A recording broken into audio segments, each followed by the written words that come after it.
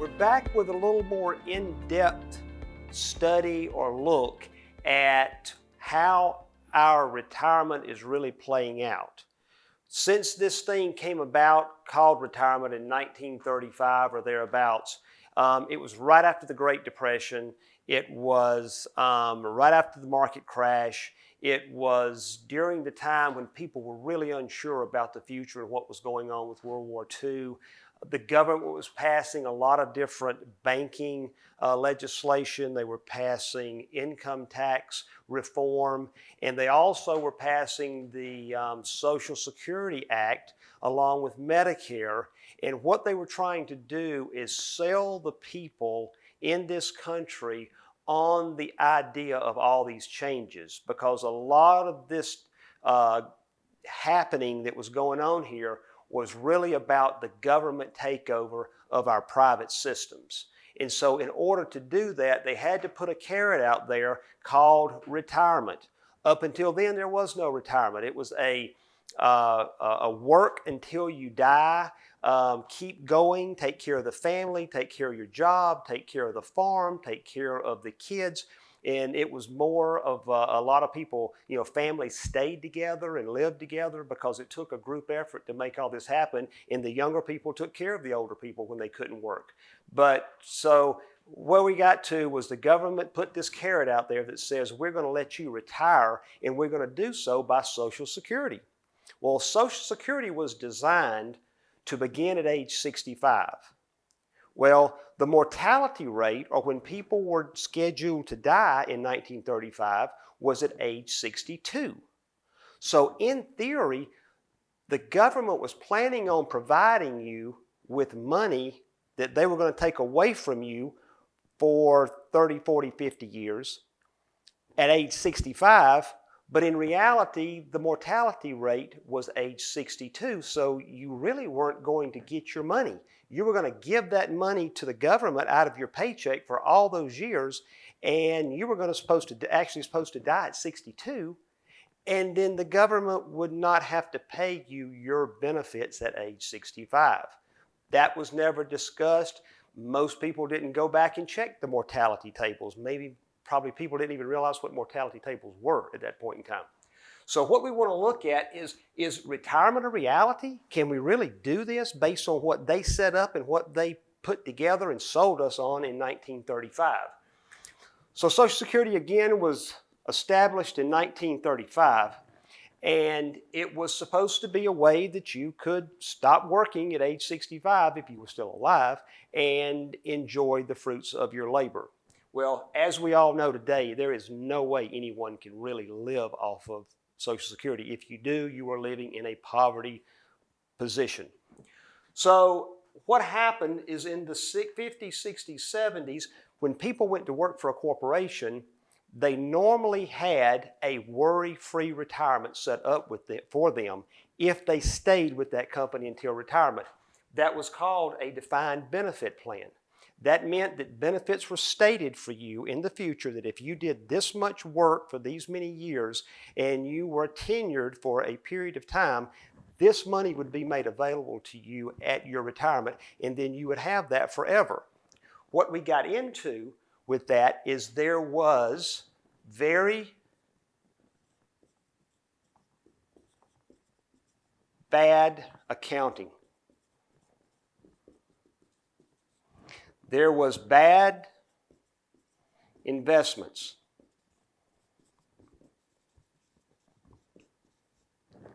And what ended up happening with a lot of these plans is that the plans that were supposed to be funded by the employer were not funded properly. And a lot of the greed crept in, and a lot of the money in these companies were taken out based on bad accounting standards for the top people in the company. The workers and their money was diluted or destroyed, for lack of a better way of saying it. And on these defined benefit plans, if the money is not there for the worker, the corporation ends up having to be responsible for putting that money in there. Well, if the corporation doesn't have the money, to put it in there for the people's retirement, the corporation has to go broke, meaning bankrupt, because they don't have the money. That's what happened with Eastern Airlines. That's what happened actually with Delta. A lot of these companies are restructuring Enron, and it was because of they were not able to fund the retirement plans, and it was easier for them to go bankrupt and shut the companies down than it was to actually take care of the people. Okay? So what happened was these things got to be so cumbersome, so expensive, and they were totally failing. It became just so costly for companies to have these. And it was about the same time that the actual defined contribution plans were being introduced in 1978 with the 401k, which the corporations eventually said, well, if we don't want to provide, or we can't provide this retirement from a pension plan standpoint because it's so expensive, we'll let the people fund their own retirement. Well, the problem with that is the people can't take enough money out of their checks, whether it be 10%, 15%, whatever amount you are choosing to save. And it may be that you can't put that much money into a defined contribution plan. That's a possibility. So they don't even allow you to put that much in there. Even if you did, you cannot save enough money, 10%, 15% of your income, to equal 100% of your income. 10%, 15% does not equal 100%. The financial planning industry has gotten involved to the point of saying, well, you won't need but 60%, or you won't need but 70%.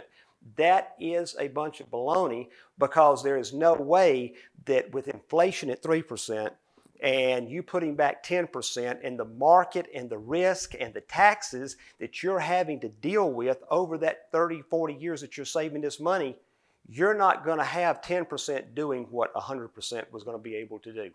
Your $3 million, $5 million that you make over your lifetime of your income is not going to be able to be fulfilled in your retirement years by, say, $500,000 or $1 million, which you can look at one of our previous videos, Can You Really Retire, and see the breakdown of those numbers.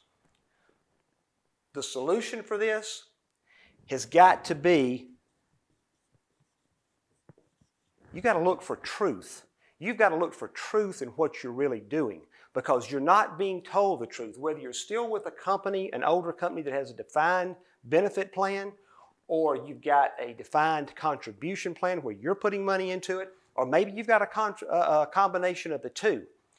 The truth is, you can't save enough money at 10 or 15% a year to equal 100% of your income for 20, 30, 40 years of retirement. It just can't happen. We've got this thing called longevity that's creeping in. The fastest growing segment of our population is those age over 100. Our life insurance policies are actually going out to age 121. And what happens is the older we get, the more expensive it is to live. So we are going to have to find some truth in what we're actually being told, or what we're actually not being told about these retirement plans. The second part of that is you need to look for guarantees in what you're doing. Stop losing money. Stop putting your money in positions to where corporations can take it. Stop putting money in positions where it can be lost in corporations' plans, and look for guarantees to make sure that your money is going to be there in the future. The second part of that is look for ways to reduce your taxes. Taxes are your largest expense throughout your life. They're going to be an even larger expense at retirement. Because what's going to happen is, if you do save money in these things, if you do start pulling money out of these plans, you're going to be taxed at ordinary income. Ordinary income is the highest level of income that you can receive. So when you are taxed at the highest levels, it also affects how much money you're getting from Social Security. So your Social Security is going to be affected by these things. You're going to be hit with taxes. If you don't have guarantees, you're still susceptible to the market, and the truth needs to be learned. So these three things here will impact you as much as anything from a solution standpoint. Get the truth, understand the products with guarantees, and learn how to reduce the taxation now and at retirement. And the best way to do that is begin now. Don't wait till the moment of retirement. Don't wait till you learn about it at a party at retirement. Do it now. Learn now. The last thing I want to tell you is this.